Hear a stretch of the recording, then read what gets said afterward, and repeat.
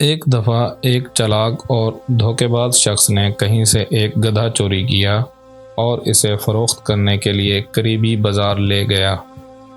بازار جانے سے پہلے اس نے گدھے کے منہ میں اشرفیاں ٹھونس کر کپڑے سے اچھی طرح بند کر دیا۔ بازار کی پرہجوم جگہ پر کھڑے ہو کر اس نے گدھے کے منہ سے کپڑا ہٹا دیا۔ جیسے ہی کپڑا ہٹا، گدھے کے منہ سے اشرفیاں نکل کر زمین پر گرنے لگیں۔ سکوں کی جھنکار سن کر لوگ متوجہ ہو گئے اور حیران ہو کر پوچھنے لگے کہ گدھے کے منہ سے سکے، وہ بھی سونے کے، یہ کیا ماجرا ہے؟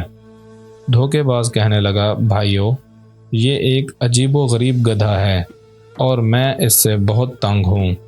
میں جب بھی پریشان یا اداس ہوتا ہوں تو دن میں ایک بار اس کے منہ سے سونے کی اشرفیاں گرنے لگتی ہیں۔ اب تو میرے گھر میں اشرفیاں رکھنے کی جگہ بھی نہیں بچی، اس لیے میں چاہتا ہوں کہ اسے کوئی ضرورت مند اور جانوروں سے پیار کرنے والا تاجر خرید لے۔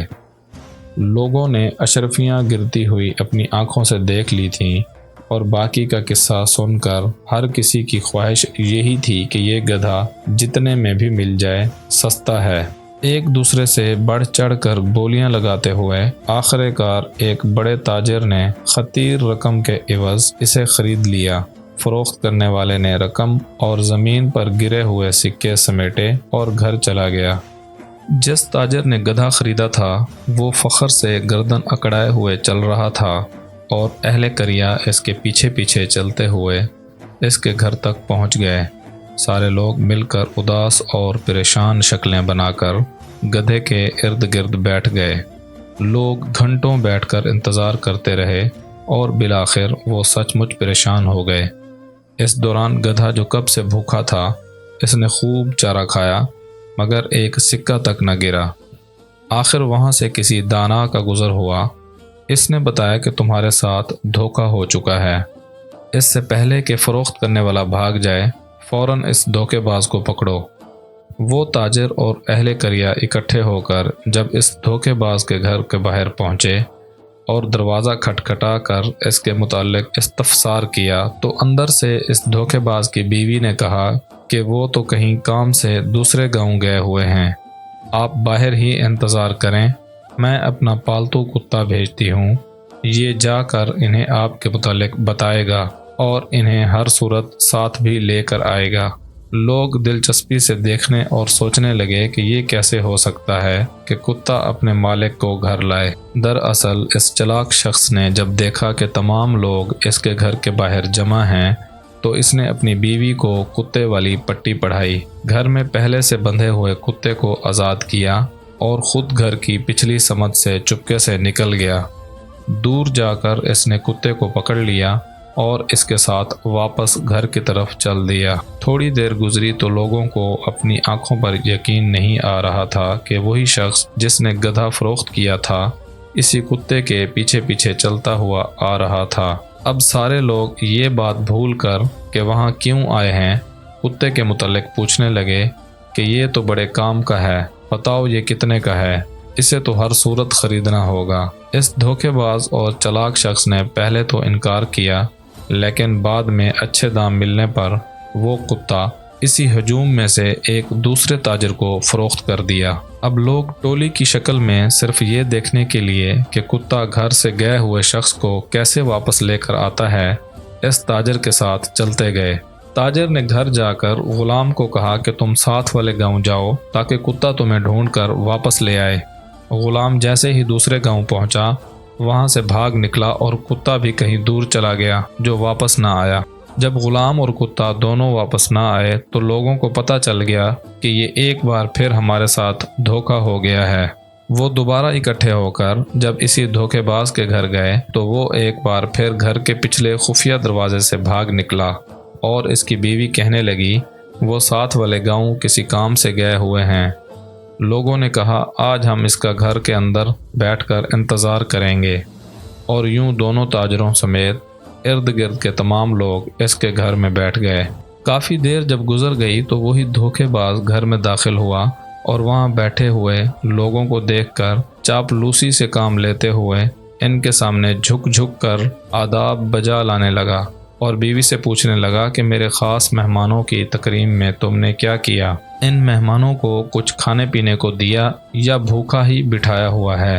وہ لوگ دل ہی دل میں شرمندہ ہونے لگے کہ ہم جسے دھوکے باز سمجھ رہے ہیں وہ تو بڑا سخی اور مہمان نواز بندہ ہے۔ اس کی بیوی نے انکار میں سر ہلاتے ہوئے کہا کہ ان فضول اور فالتو لوگوں کو کون اپنا مہمان بناتا ہے؟ میں نے تو انہیں پانی تک نہیں پوچھا۔ یہ سن کر وہ شخص غصے میں پاگل ہو گیا اور جیب سے ایک خنجر نکال کر بیوی کے پیٹ میں گھونپ دیا۔ فوراً لہو بہہ نکلا اور اس کی بیوی لہرا کر نیچے فرش پر گر پڑی۔ وہاں بیٹھے ہوئے لوگ اسے برا بھلا کہنے لگے کہ ہمارے پیسوں کو تو رہنے دو، لیکن ہمارے لیے اپنی بیوی کو قتل کرنا کہاں کی دانش مندی ہے۔ وہ چلاک اور دھوکے باز کہنے لگا، آپ لوگ فکر نہ کرو، یہ ہمارا روزانہ کا کام ہے، میں اسے غصے میں آ کر قتل کر دیتا ہوں تو دوبارہ اس سینگ سے اسے زندہ بھی کر دیتا ہوں۔ یہ کہتے ہوئے اس نے دیوار پر ٹنگے ہوئے کسی جانور کے بڑے سے سینگ کی طرف اشارہ کیا، پھر وہ سینگ اتارا اور مری ہوئی بیوی کے پاس بیٹھ کر سینگ کو منہ میں دبا کر سپیروں کی طرح جھوم جھوم کر پھونک مار کر بجانے لگا۔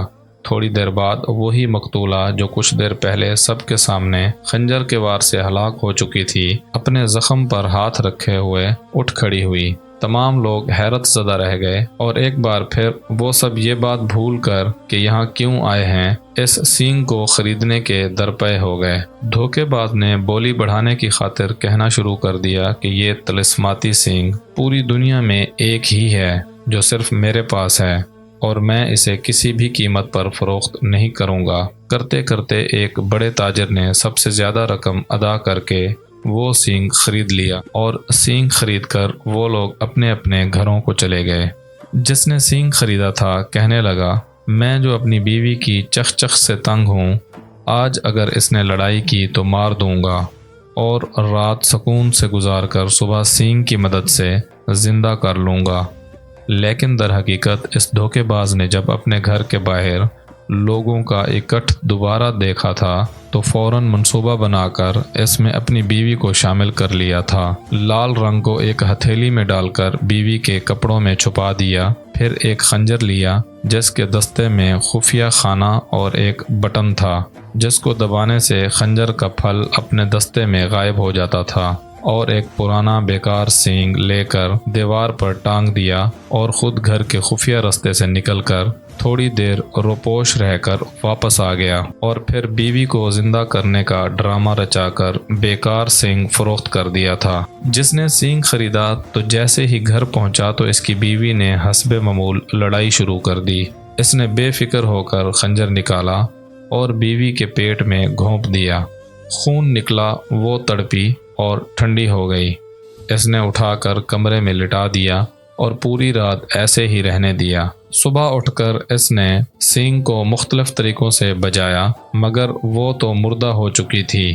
دھیرے دھیرے اسے اپنی بے وقوفی کا احساس ہونے لگا۔ وہ پچھتاوے کے احساس کے ساتھ گھر سے نکلا تو باہر تمام لوگ اس کے منتظر تھے کہ پتہ کریں رات کیا بیتی اور سینگ نے کیا کمال دکھایا۔ وہ شخص دکھ اور شرمندگی کو چھپانا چاہتا تھا مگر کچھ لوگوں نے جب اصرار کیا تو اصل بات اگلوا ہی لی۔ اب کی بار انہوں نے پکا ارادہ کر لیا کہ اس نوسر باز کی کسی بات میں نہیں آنا اور اس کو دیکھتے ہی قابو کر کے ایک بوری میں بند کر کے سمندر برد کر دینا ہے۔ سب نے اس پر اتفاق کیا۔ ایک بار پھر وہ لوگ اکٹھے ہو کر اس دھوکے باز کے گھر پہنچے اور اندر جا کر اسے قابو کر لیا۔ بڑی سی بوری میں ڈال کر سمندر کی طرف چل دیے۔ سمندر وہاں سے کافی دور تھا۔ بوری میں بند دھوکے باز شخص کو باری باری اٹھاتے ہوئے وہ سب لوگ تھک گئے تھے۔ سمندر سے نصف فاصلے پر پہنچ کر انہوں نے کہا کہ تھوڑی دیر سستا لیتے ہیں، اس کے بعد آرام سے اسے پانی میں پھینک دیں گے۔ وہ لوگ تھکے ہوئے تھے، اس لیے جیسے ہی آرام کرنے کے لیے رکے تو انہیں نیند نے آ لیا۔ وہ بے فکر ہو کر سو گئے۔ بوری میں بند شخص نے بھوک اور پیاس سے بے حال ہو کر چیخنا چلانا شروع کر دیا مگر وہ تمام لوگ تو خواب خرگوش کے مزے لے رہے تھے۔ اسی اثنا میں وہاں سے ایک چرواہے کا گزر ہوا۔ اس نے دیکھا کہ لوگوں کا جم غفیر آڑھا ترچھا ہو کر سو رہا ہے اور ایک طرف پڑی بوری سے چیخنے چلانے کی آوازیں آ رہی ہیں۔ اس نے بھیڑ بکریوں کو ایک طرف کھڑا کیا اور آگے بڑھ کر جب بوری کھولی تو اس نے دیکھا کہ اس کے اندر تو کوئی شخص بند ہے۔ چرواہے نے پوچھا کہ اے شخص، تو کون ہے؟ یہ ارد گرد سوئے ہوئے لوگ کون ہیں اور تجھے بوری میں کیوں بند کیا ہوا ہے؟ یہ ماجرا کیا ہے؟ دھوکے باز نے کہا، سنو، یہ تمام لوگ میرے خاندان کے ہیں۔ یہ میری شادی سمندر پار ایک شہزادی سے زبردستی کرانا چاہتے ہیں، مگر مجھے مال و دولت کی ذرا بھی ہوس نہیں ہے۔ میں تو اپنی چچا زاد لڑکی سے محبت کرتا ہوں۔ چرواہا اس کی باتیں سن کر بڑا متاثر ہوا اور کہنے لگا، بتاؤ، کیا میں تمہارے کسی کام آ سکتا ہوں؟ دھوکے باز کہنے لگا، ہاں ہاں، کیوں نہیں، تم میری جگہ اس بوری میں آ جاؤ، اور جب شہزادی کے سامنے بند بوری کھلے گی تو پھر اس کا تم سے شادی کرنے کے سوا کوئی چارہ نہیں ہوگا۔ چرواہا یہ سن کر خوش ہو گیا اور ہنسی خوشی اس دھوکے باز کی جگہ بوری میں بند ہو کر بیٹھ گیا۔ دھوکے باز نے وہاں سے چرواہے کی بھیڑ بکریوں کو ساتھ لیا اور واپس اپنے گھر آ گیا۔ وہ لوگ جب نیند سے بیدار ہوئے تو انہوں نے بوری کو اٹھایا اور چلتے چلتے آخر کار سمندر میں پھینک دیا اور مطمئن ہو کر اپنے اپنے گھروں کو لوٹ آئے۔ اگلے دن انہوں نے دیکھا کہ دھوکے باز شخص کے گھر کے باہر 300-400 کی تعداد میں بھیڑ بکریاں بندھی ہوئی ہیں۔ وہ بڑے حیران ہو کر جب وہاں گئے تو دیکھا کہ جس کو سمندر میں پھینک کر آئے تھے وہ تو گھر میں بیٹھا ہے، اپنی بیوی سے گپیں لڑا رہا ہے۔ انہوں نے تعجب سے پوچھا کہ ہم نے تو تمہیں کل سمندر میں پھینکا تھا اور آج تم صحیح سلامت اپنے گھر میں ہو اور باہر بھیڑ بکریوں کا ریوڑ بھی ہے۔ وہ دھوکے باز شخص کہنے لگا، جب تم لوگوں نے مجھے سمندر میں پھینکا تھا تو وہاں سے ایک جل پری نمودار ہوئی اور وہ مجھے اپنے ساتھ زیر سمندر بنے گھر میں لے گئی۔ وہاں ہیرے جواہرات اور موتیوں سے بنے ہوئے بے شمار محل اور ہزاروں کی تعداد میں مال مویشی تھے۔ جل پری نے مجھے مہمانوں کی طرح رکھا اور میری خوب خاطر مدارت کی اور مجھ سے شادی کرنا چاہتی تھی اور وہاں کا حاکم بنانا چاہتی تھی، مگر جب میں نے کہا کہ میری پہلے سے ایک بیوی ہے اور میں اپنے گھر جانا چاہتا ہوں تو اس نے کہا کوئی بات نہیں، اور اپنی طرف سے بھیڑ بکریوں کا تحفہ دے کر کہنے لگی کہ اگر تمہارے علاقے میں کوئی ایسا ہو جو یہاں کی جل پریوں سے شادی کر کے یہاں عیش و عشرت کی زندگی گزارنا چاہتا ہو تو اسے یہاں لے آنا۔ یہ بات سننے کی دیر تھی کہ وہاں آئے ہوئے تمام بوڑھے اور جوان کہنے لگے، ہم وہاں جانا چاہتے ہیں اور وہاں جا کر حاکم بننا چاہتے ہیں۔ اس دھوکے باز شخص نے کہا کہ تم تو صرف چند افراد ہو، اگر اس قصبے کے تمام لوگ بھی وہاں چلے جائیں تو پھر بھی کم ہیں۔ انہوں نے کہا کہ ہم قصبے کے ہر شخص کو اپنے ساتھ جانے کے لیے راضی کر لیں گے۔ دھوکے باز نے کہا، ٹھیک ہے، کل صبح کے وقت سمندر کے کنارے ہر شخص اپنے لیے ایک بوری اور ایک رسی لے کر پہنچ جائے، اور وہاں پہنچ کر ہر شخص ایک دوسرے کو بوری میں بند کرنے میں مدد کرے گا۔